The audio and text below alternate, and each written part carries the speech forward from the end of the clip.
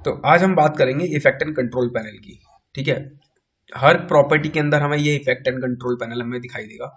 हर किसी का इफेक्ट और कंट्रोल मींस इफेक्ट के साथ इफेक्ट मतलब होता है जो हम इफेक्ट ऊपर से अप्लाई कर रहे हैं, और कंट्रोल मींस होता है उस इफेक्ट को कंट्रोल करने की प्रॉपर्टीज।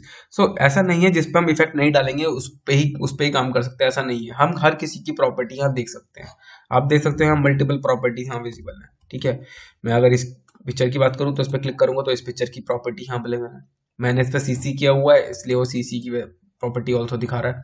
तो जो भी मैं यहाँ काम करूंगा उसकी प्रॉपर्टी यहाँ विजिबल होगी। अब इस पर काम कैसे करते हैं, ठीक है। सो फर्स्ट ऑफ ऑल मैं एक काम करता हूँ, मैं एक बॉक्स ले लेता हूँ। मैं इस सबसे किसी भी चीज को समझने के लिए ऐसा नहीं है मेरे को कुछ लेना है, मैं सिंपल सा एक बॉक्स ले रहा हूँ। ठीक है, इस बॉक्स के अंदर देख रहे होंगे कि ऊपर का डेटा अलग है, नीचे का डेटा हमारा पूरा अलग है, और उसके नीचे भी एक डेटा हमारा वो अलग है। ठीक है, इतने सारे डेटा को देख के कंफ्यूजन कुछ नहीं करना है, हमें बहुत सिंपल सा डेटा पे काम करना है। तो मैं बहुत सिंपल पहले मैं एक बहुत सिंपल सी इमेज को लूंगा। ठीक है, इमेज, फोटो, वीडियो, एनीथिंग कुछ भी लो, सबके अंदर सेम प्रॉपर्टी आपको दिखाई देंगी।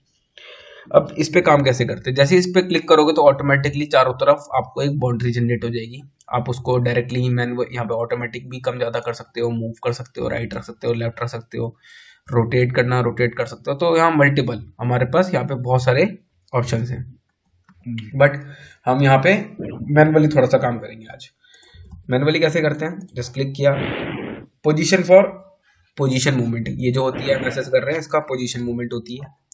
ठीक है, नेक्स्ट होता है मेरा स्केल। जनरली जो मैं ऐसे स्केल कर रहा हूँ, यहाँ से भी स्केल कर सकता हूँ और यहाँ से भी स्केल कर सकता हूँ। यूनिफॉर्म होता है कि कोई ऐसे ऐसे स्केल करना है, स्ट्रेचिंग करनी है, या ऐसे ऐसे स्ट्रेचिंग करनी है, तो आप अलग अलग स्केल पे भी खेल सकते हो। रोटेशन मीन्स कहाँ से रोटेशन कैसे करनी है। ठीक है, ये होता है एंकर पॉइंट, आपको कहाँ से रोटेट करना है। अभी सेंटर से रोटेट कर रहा है, नहीं मैं कहता हूँ नहीं मुझे सेंटर से नहीं करना, मैं इसको चेंज कर देता हूँ, मुझे यहाँ से रोटेट करना है। ठीक है, जहां भी इस पॉइंट को रखोगे ये पॉइंट मूव करेगा। ठीक है, आप मैनुअली भी ये पॉइंट चेंज कर सकते हो। ध्यान से देखना, आपका पॉइंट चेंज हो रहा है, लोकेशन आपकी पोजीशन तो चेंज हो ही रही है, लेकिन आपका मेन पॉइंट शिफ्ट हो रहा है, तो इस चीज का ध्यान रखना। नेक्स्ट हमारा होता है एंटी फ्लिकरिंग। अब ये क्या काम करता है, कहीं कहीं हमारे फुटेज में जर्क होती है, हम जब कैमरा पकड़ के हैंड थोड़ा हल्का हमारा हाथ में हैंड शेकिंग होती है, ऐसा नहीं है हम परफेक्ट शूट करें, ऐसा नहीं हम परफेक्टली शूट ले रहे हैं या फिर परफेक्टली उसका बिल्कुल स्टेबल शूट ले रहे हैं, तो दैट टाइम हम यहाँ पे एंटी फ्लिकर ऑन कर देते हैं, और ये इसकी वैल्यू 0 और 1 पे काम करती है बस। इसका मीनिंग ऐसी है, इसका इफेक्ट ऐसा नहीं है कि आपको हर 2 मिनट में दिखाई देगा या इंस्टेंट दिखाई देगा, ये बहुत माइनर तरीके से काम करता है। बहुत हाईली फुटेज पे आपका इसको कोई इम्पैक्ट नहीं दिखाई देगा। आप इसको ऑन करो या मत करो, ये नहीं बोलूंगा कि बिल्कुल जीरो है, इसका इम्पैक्ट बिल्कुल जीरो नहीं होता है, लेकिन हाँ it's like little bit effect इसका आता है, तो ये लिटिल बिट इफेक्ट के लिए ही होता है। ठीक है, इसका इसका यूज आप लिटिल बिट ही कर सकते हो। मैं ये नहीं बोलूंगा कि आप इसको बहुत हाई मोशन वाली इफेक्ट वाली वीडियो पे डालो और इसका फिर आप बोलोगे यार ये तो यूज नहीं हो रही, तो एक लिमिट तक उसका इम्पैक्ट पड़ेगा, बहुत ज्यादा हाई उसका इम्पैक्ट नहीं पड़ता है। उसके लिए हमारे पास एडिशनल टूल्स यहाँ पे अवेलेबल है जिसको हम जिसकी हेल्प से हम स्टेबलाइजिंग कर सकते हैं। सो और इसके नीचे आता है हमारा ऑपेसिटी, कि हमें उसकी पिक्चर की ऑपेसिटी कितनी रखनी है, कम ज्यादा कर सकते हो, आपके हाथ में है। ठीक है, जैसे हम नीचे से कंट्रोल कर सकते हैं आप यहाँ से भी कंट्रोल कर सकते हो। ये सारे ऑप्शंस जो मैंने आपको बताए, ये सारे ऑप्शंस क्या थे, हमारी पिक्चर को, हमारी वीडियो को, हमारी उसको कंट्रोल करने के लिए थे।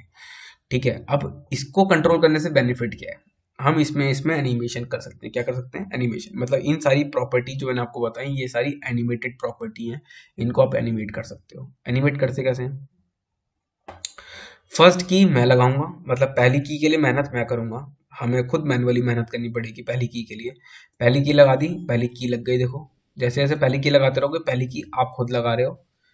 दूसरी की सॉफ्टवेयर लगाता है, कौन लगाता है, सॉफ्टवेयर। जैसे ही मैं थोड़ा सा अपना जब तक पोजीशन चेंज नहीं करूंगा, अपना जो टाइमलाइन की पोजीशन चेंज नहीं करूंगा, उसके बाद आप यहाँ से कुछ भी चेंज करोगे, कुछ भी चेंज करोगे ऑटोमेटिकली की लगेगी, फिर मेरे को की लगाने की जरूरत नहीं है, फिर वो की अपने आप लगेगी सीधे। ओके ओके, वो अकॉर्डिंगली मूव करेंगी उसकी जो भी प्रॉपर्टीज है, मतलब। राइट, ओके, ठीक है। मैं कहता हूँ नहीं यार, मैंने जो करा वो गलती हो गई, मेरे को नॉर्मल पोजीशन पे आना है, ये रीसेट के बटन हैं, दबा दो, रीसेट हो जाएगा सारा, ओके। एनिमेशन की फिर भी रहेगी। मैं कहता हूँ यहाँ से लेके यहाँ तक मेरी की में कोई चेंजेस ना है, सेम की यानी कॉपी पेस्ट हो जाए, तो डायरेक्टली कॉपी करके पेस्ट भी कर सकते हो, अदरवाइज यहाँ पे एक बटन है हमारा, इससे ऐड कर सकते हो। ठीक है, फिर मैं आगे गया, मैं स्केल को ऑन कर दिया और यहाँ पे मैं की अलग लगा रहा हूँ। ठीक है, इसको पीछे ले आया।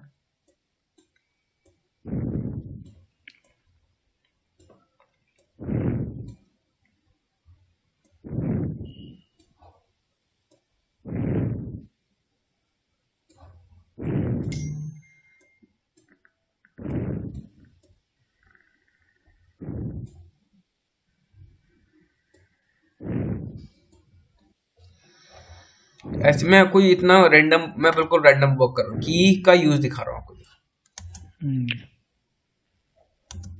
See this। और यही सारी कंट्रोल्स आप हर किसी पे कर सकते हो, चाहे वो वीडियो हो, चाहे वो आपका ग्राफिक्स हो। ग्राफिक में अभी इस वाले पैनल को छोड़ दो, ऊपर वाले दोनों को, लेकिन मोशन पैनल आपको सब में मिलेगा, आप सब में यूज कर सकते हो। जो मोशन पैनल का काम होता है वो हमारी ओवरऑल ले जो ट्रैक है उस पे जो लेयर रखी हुई है, उस ओवरऑल लेयर पे, ओवरऑल ट्रैक पे काम करता है।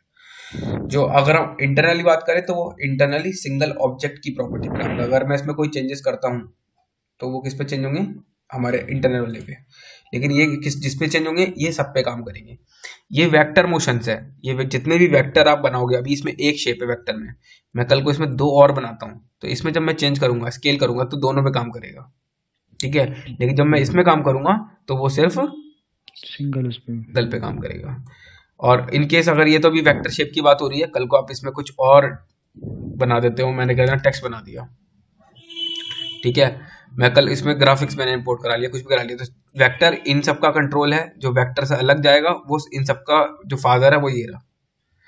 ये ओवरऑल प्रॉपर्टी पे काम करेगा, जितना भी होगा ये सिर्फ वेक्टर वेक्टर की प्रॉपर्टी पे काम करेगा, और ये अपनी इंडिविजुअल प्रॉपर्टी पे काम करेगा।